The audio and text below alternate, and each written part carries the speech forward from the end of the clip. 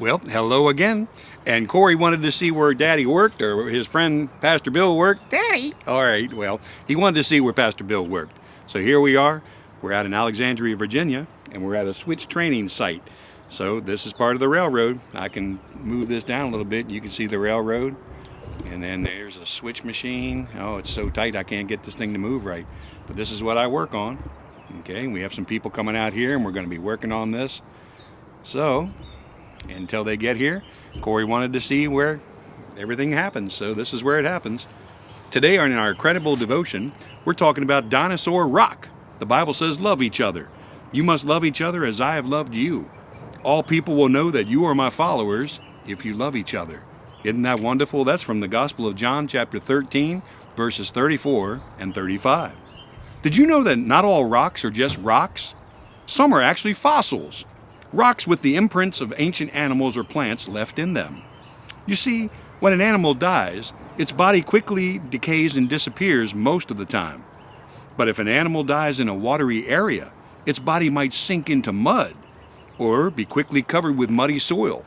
When this happens, the soft parts of the animal's body, like its skin and internal organs, decompose.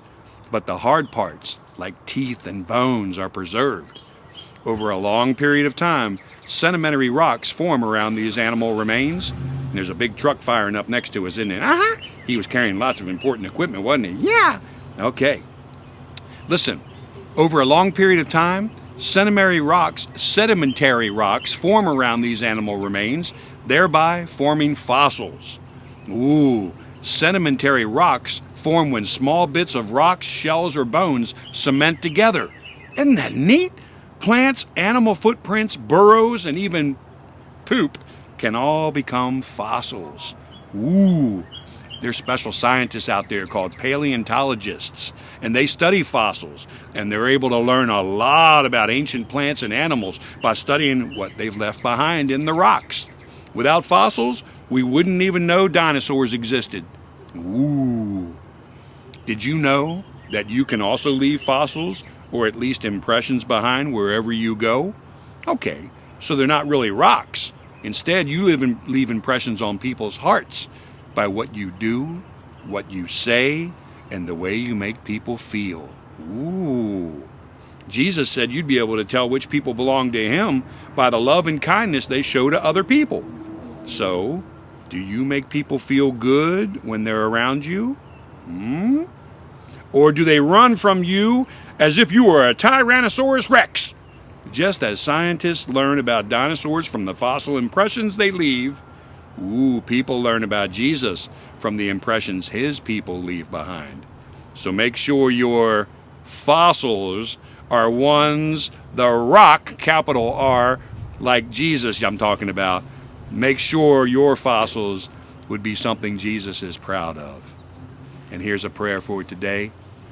Lord, teach me to love others as you have loved me. Let the fossil impressions I leave behind be ones that make people want to learn more about you. And here's an amazing fact. Imagine an animal about the size of a squirrel. We have lots of squirrels in our feeders, don't we? Yeah, they eat the bird feed. They sure do. And Penny Pig chases them off, don't you, Penny Pig? Mm-hmm. Okay. Imagine an animal about the size of a squirrel with a big, soft, bushy tail. Now imagine it with big eyes and a longer snout and fangs. Woohoo! That's exactly what scientists think they found in some fossils collected in Argentina. And they're calling this extinct creature the saber-toothed squirrel. Wow, that's cool! A saber-toothed squirrel. Can you imagine that? I go out there and chase him out my bird feeder, and he comes and eats me?